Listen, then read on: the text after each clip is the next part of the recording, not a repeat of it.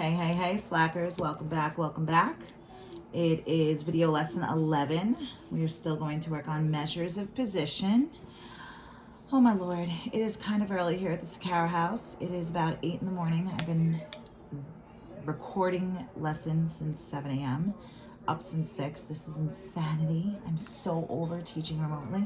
But anyway, lots to do today, lots to do. Busy at the Sakara house. If you hear some weird kids in the background that don't sound like mine, it's because they're not.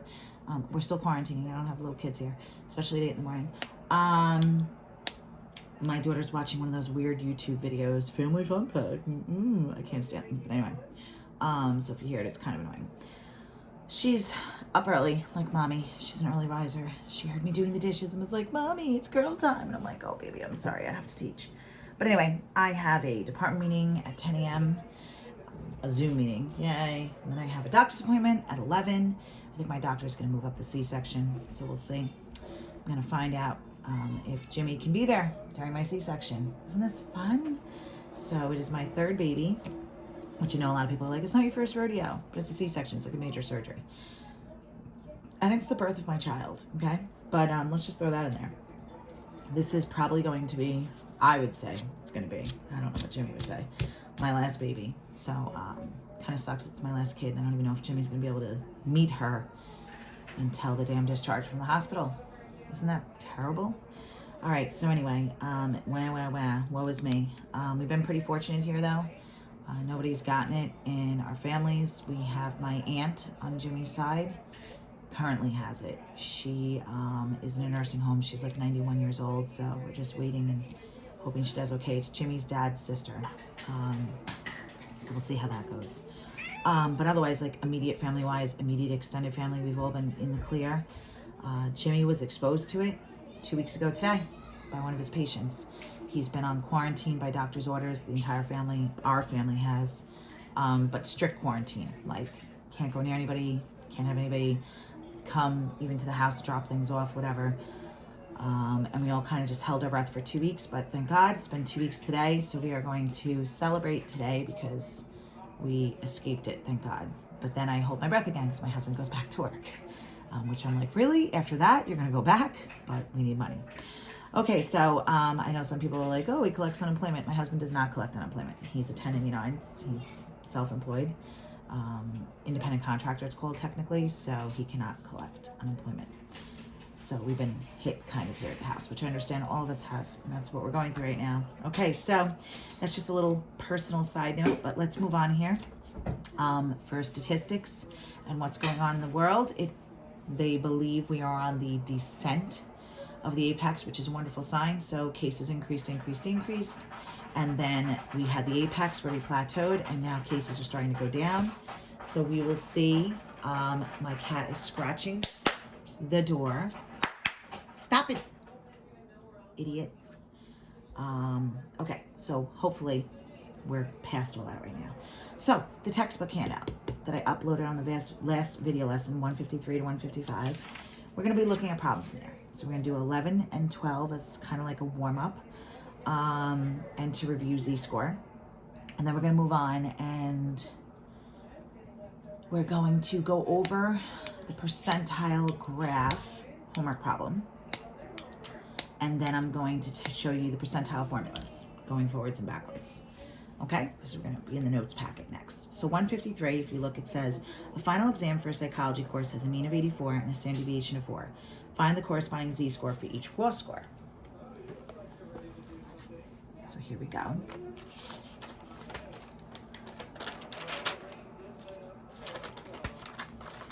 Okay, so for 11, we have a mean of 84 and a standard dev of 4. And I want the Z-score for all 5 of them. Okay, so I'm going to do the first 3. So for letter A, I want the Z-score, I don't know why I just put 2 lines through my Z, of 87. Go ahead. Inside, no, not under the video. Go. You are, wait, bring it back because now you have to show them. My husband got this for me because he thinks he's funny. It's a brain, And it's called like a brain fart. And she thinks this is hysterical. So if you watch, it farts when you squeeze it. Because this is my family. Oh, that one's gross. Oh, that's so gross. And of course she's 7, so she thinks it's hysterical. Oh, that's really gross. That one's gross. Oh my God. All right, we're gonna stop now. Goodbye, idiot. All right, so we have the score they give. Oh my God. We have for part A, the score they give me is 87.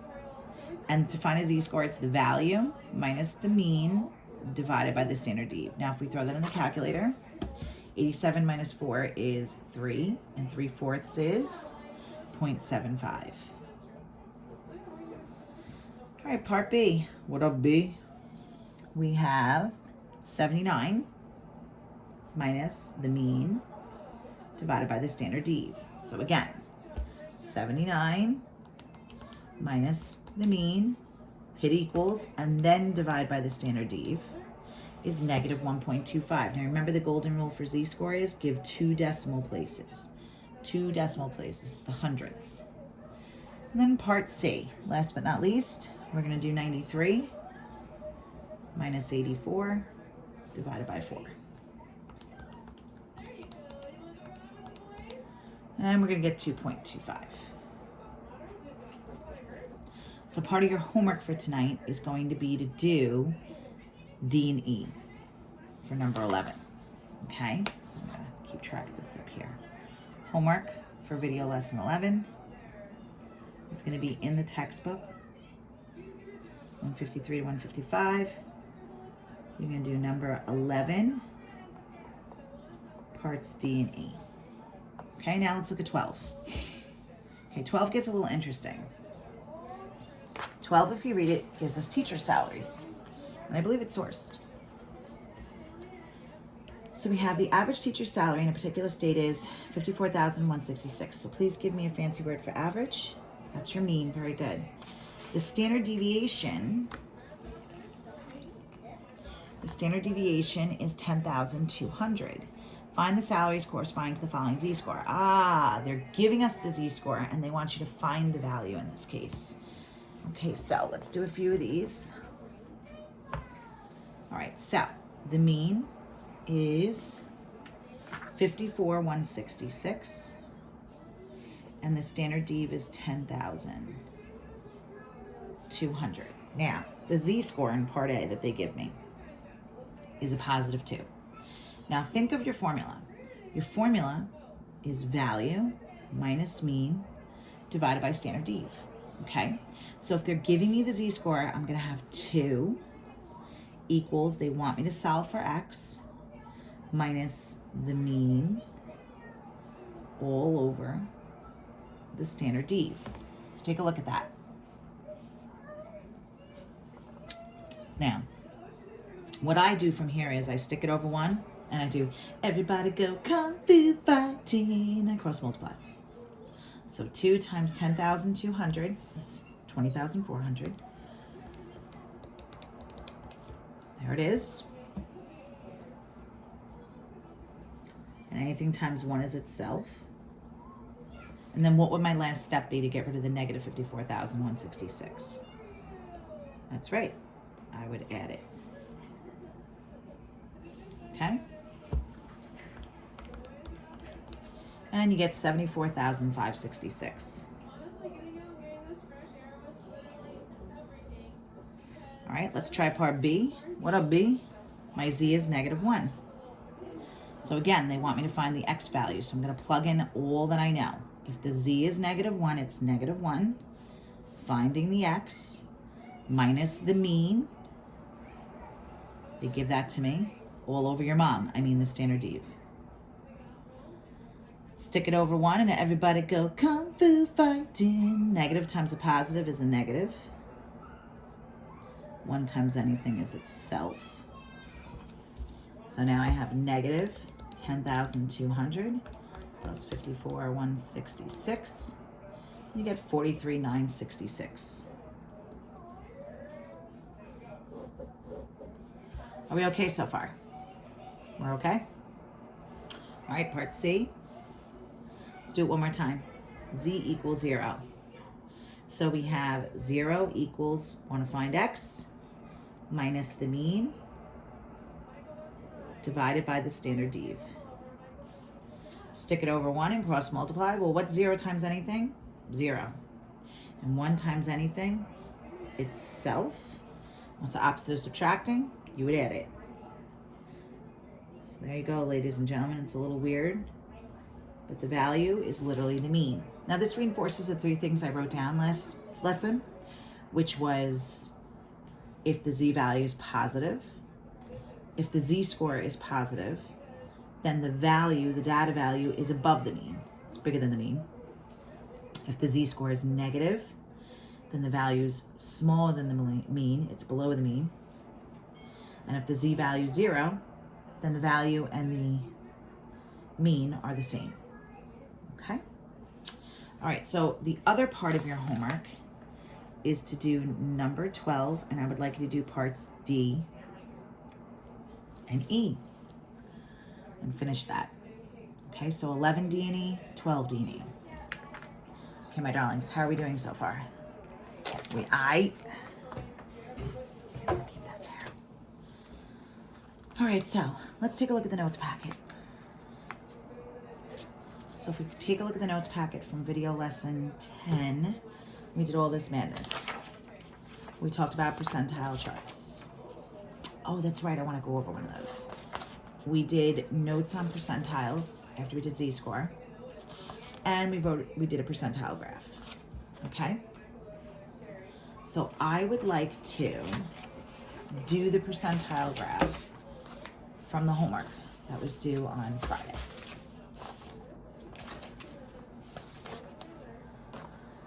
So, the percentile graph for the homework. What was the homework?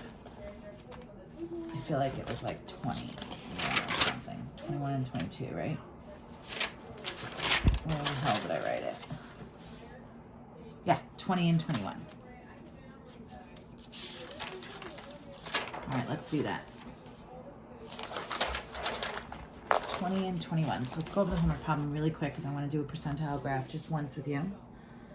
So for number 20, they talked about airplane speeds. All right, and they gave us classes. Ah, yes. There is a reason why I wanted to go over this. Notice I'm leaving room here. Went 366 to 386. And then 387 to 407. Sorry, 408 to 428.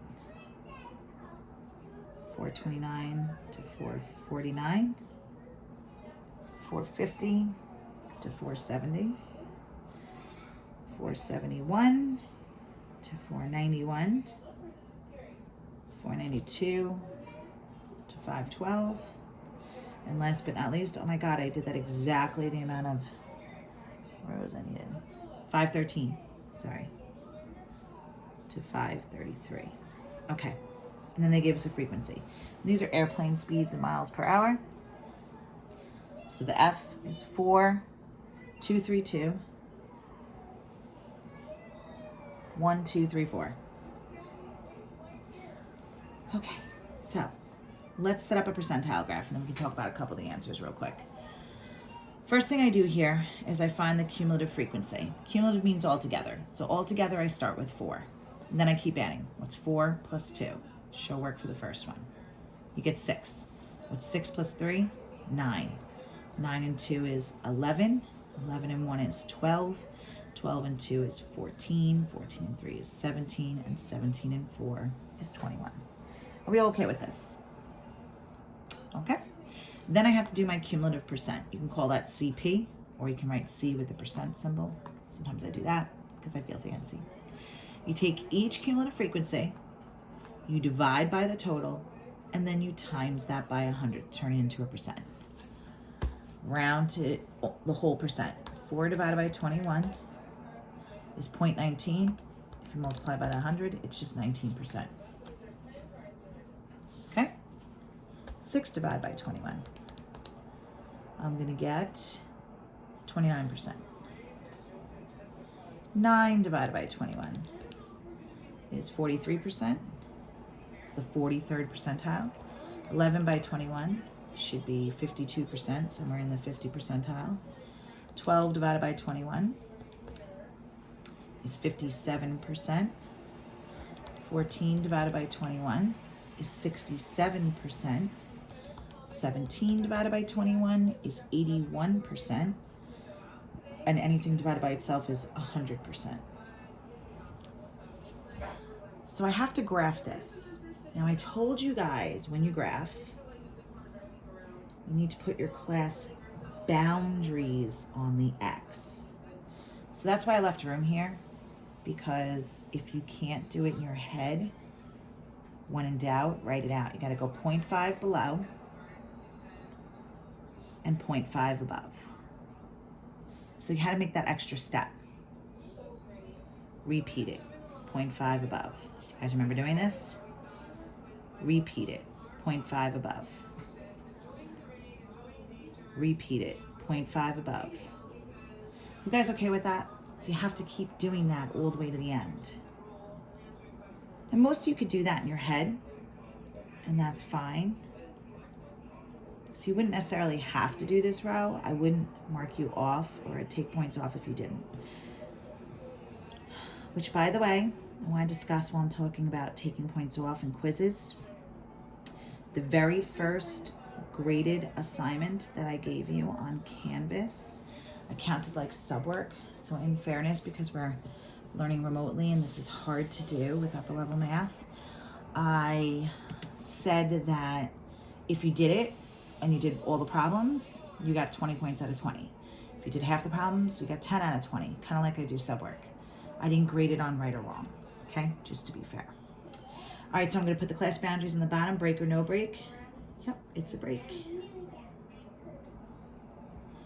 Okay, 365, 306, 407, 428, 449, 470,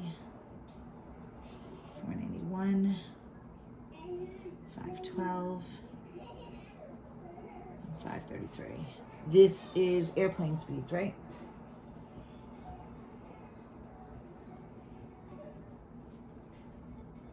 In miles per hour. And then here I'm going to go by percents. 10, 20, 30, 40, 50, 60, 70, 90, 100. You don't have to write them all. I think it's easier when you're plotting points. This is my cumulative percent. Okay? So you start out with 0, and then I keep going. 4, 2, oh my God, I'm doing the frequency. 0, sorry. 19, 29, 43, good saves, okay. 52, 57, 67, 81, and then 100. So here it is. I just need to put a title. So we're gonna put airplane speeds of 21 airplanes. All right, so when you did the parts, it's just reading the graph. So for part A, it said the 9th percentile. So if I go to the 9th percentile, the value that corresponds is probably somewhere like 370 miles per hour, let's say. If you do the 20th percentile, go to 20, it's probably like 388 miles per hour, something around there I would take. The 45th percentile, halfway in between, looks like it'd be like 430 miles per hour. Does everybody see how this is going? Okay, now working backwards on 21, they give you the miles per hour. So 380 miles per hour, go to the line, looks like that's like the 12th percentile, somewhere around there. 425 miles per hour. By the way, how would I know to mark you wrong on that? Well, I wouldn't go over 19 percentile.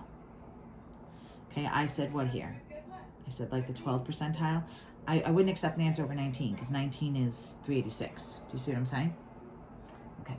So 425. I'm going to say it's somewhere here. And I don't know, the 48th percentile. Again, I wouldn't accept anything over 43%. Okay, we'll do one more. 455. Somewhere here. I'm going to go with like the 50th percentile. Okay, so on and so forth. How do we feel about this? We're okay. Alrighty. So, going back to where we were. We did 12. Okay.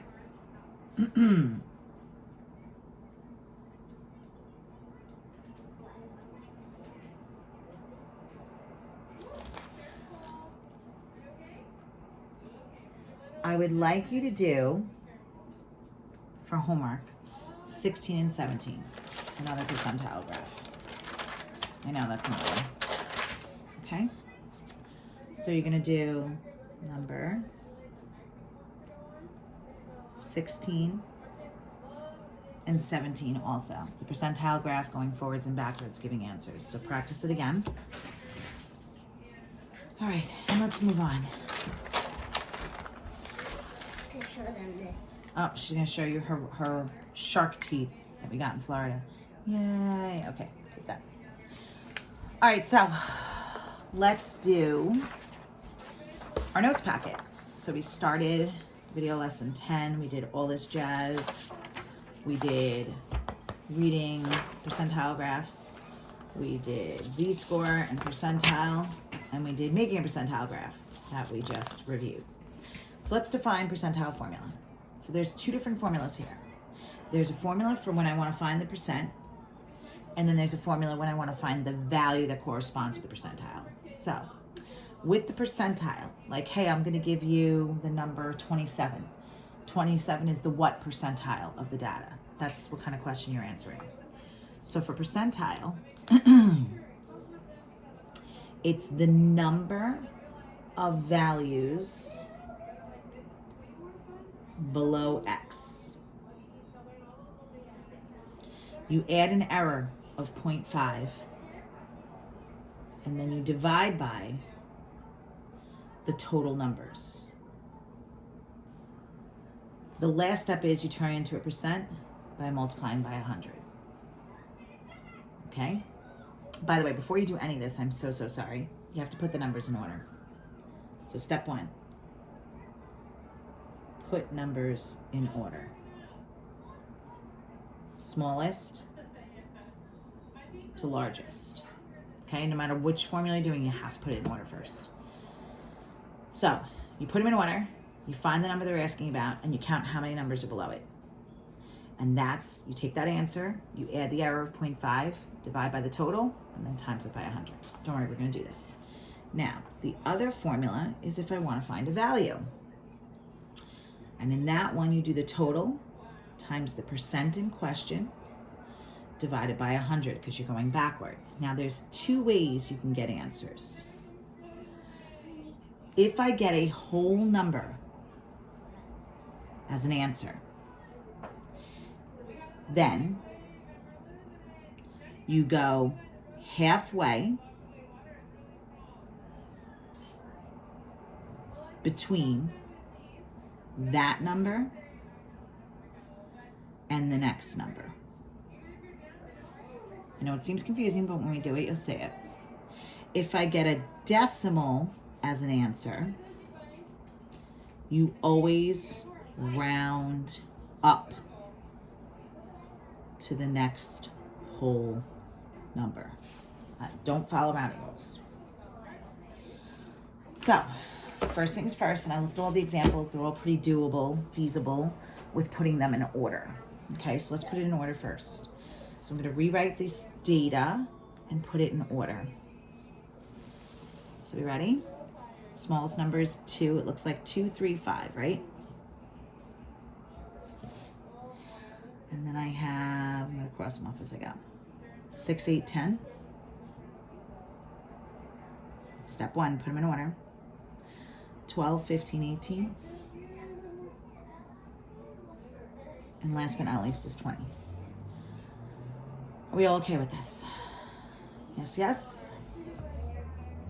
Okay, so find the percentile rank of a score of 12. So we're ready to do this? Move this up so I can write. Find the percentile rank of a score of 12. So I want to know what's the percentile for this number 12. Where does it rank in the data?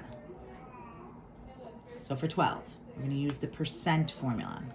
The number of values below 12. So find 12 and count how many numbers are below it. 1, 2, 3, 4, 5, 6. So there's 6 numbers below 12. Plus my error. You always add 0.5. Divided by how many total numbers are there? Count them up. 10. And the last step is going to be multiply by 100. So we're going to do 6 plus 50 cents is just $6.50. Divided by 10, and then times it by 100. So we would say it's the 65th percentile. Easy like Sunday morning? Let's try the next one. Find the percentile rank of a score of 6. So find 6 in the data. And the first step is, how many numbers are below 6? 3 of them. Plus, add the error, and divide by the total. So $3 plus 50 cents is $3.50. Divided by the total number. Turn it into a percent by multiplying by 100. And you get the 35th percentile. We all okay, darlings? So I feel like that's pretty straightforward. Put them in order. Whatever number's in question, count how many numbers are below it, add the error of 0.5, divide by the total, times it by 100. Are we all good in the hood? All right, I'm going to do one extra. Let's do an additional example. Okay, I'm making this up now. It's not in the notes packet.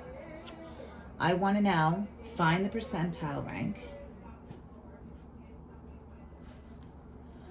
of a score of 15. So you ready? For 15, how many numbers are below 15? 7 of them. Add the error, divide by the total, and then change it into a percent. So 7.5, sorry. Is 0.75, and 0.75 times 100 is the 75th percentile. This is how you figure out, when I was talking about the growth chart for babies, newborn babies, when they weigh the baby, that's how they figure out what the percentile ranking is for the baby. So they don't do it by hand, doctors. They literally stick the number, how much they weigh, into the computer, and then the computer graphs it right on the growth chart, and it shows you what percentile ranking they are. That's how I would get that Ophelia was below the first percentile, or in Olivia's case, she was the 20th percentile for weight. Okay, so let's work backwards. This jazzy jazz. Let's go to part C. Part C says, let me move this up a little bit more here. Find the value corresponding to the 25th percentile. Okay, so now we're working backwards. This is where we want to find the value. That's this formula, okay? So what's the total amount of numbers? 10 times the percent in question is 25. And then you divide by 100 to work backwards. You want to undo the percent. So you ready? 10 times 25. Hit equals, you get 250. Divided by 100 is 2.5. What does that mean? Now remember, there's 2 cases here. If it's a whole number, you count that number and it's halfway between that number and the next number. If it's a decimal, you always round up. So 2.5, we're going to round up to 3. Now that's not the answer. Don't get circle or box happy. That means the third number is the answer. So you're going to count to the third number, which is 5. So 5 is the 25th percentile. Does everybody see that? Okay, if not, I'm gonna make up a couple more examples. Here's an additional example. You ready? I want to find the value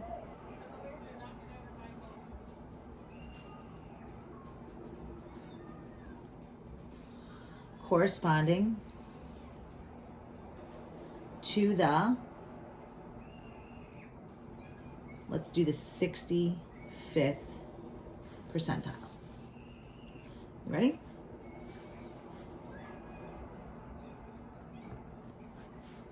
So here we go, 65th percentile. How many total numbers are there? That's right, there's 10 times the percent in question is 65, and you're working backwards, so you divide by 100. So 650 divided by 100 is 6.5. Whenever it's a decimal, you always round up. So I round up to 7. Now listen, 7 is not the answer. The 7th number is the answer. So I'm gonna literally go back to here and count to the 7th number. And it's 12. So 12 is the 65th percentile, which is funny because that was part A up here. All right, let's try the weird one with the decimal. Are we ready for this?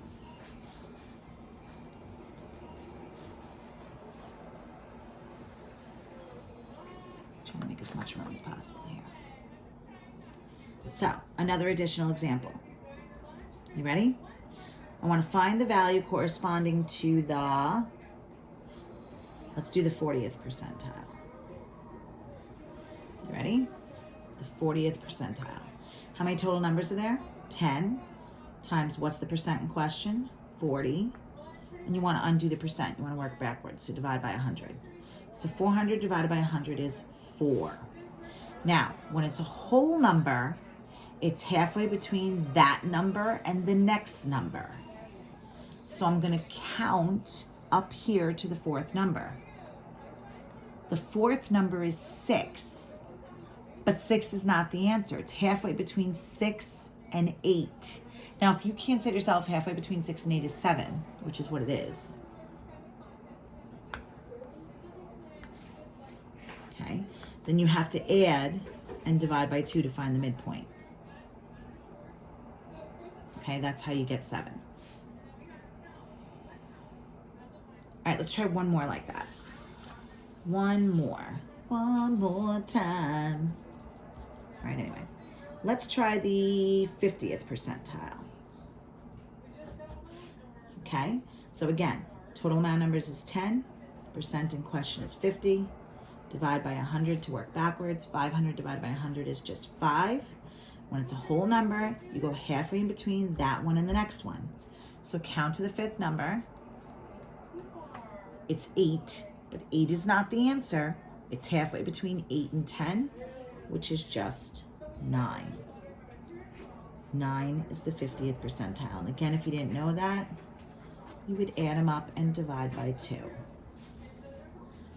Okay, darlings. So, your homework for this nonsense, which happens to feel like a lot of stuff, right? Percentile back, put that back, is, let me see here. Let's get this all going. We're gonna do 16 and 17. We're gonna do 11 D&E, 12 D&E, 16 and 17, and then I also want you to do for homework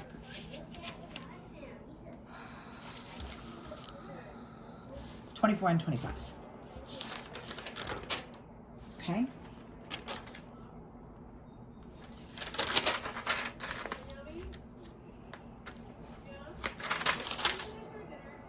You might as well. 24 and 25.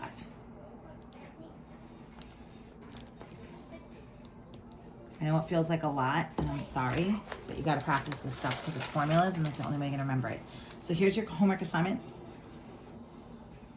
for lesson 11 in the textbook handout that was posted for video lesson 10 on measures of position. You're going to do number 11 parts D and E, which we started number 11 in class today. It's I give you the Z-score I'm sorry, I want the z-score for the particular values. I'm gonna do 2 of them. Number 12 is working backwards. I give you the z-score, I want the value. I just want you to do 2 of them. 16 and 17 is a percentile graph, practice one. And 24 and 25 is with the percentile formulas. I give you the value, I want the percentile, and then 1 working backwards on 25. I give you the percentile, give me the value. Okay, for 24, it's like they make you do it for every single one of them. It's kind of annoying. But the more you do it, the more you're gonna what? Remember it. Very good. All right, darlings, so that is it. This is Mr. Caro signing off. Take care. Brush your goddamn hair.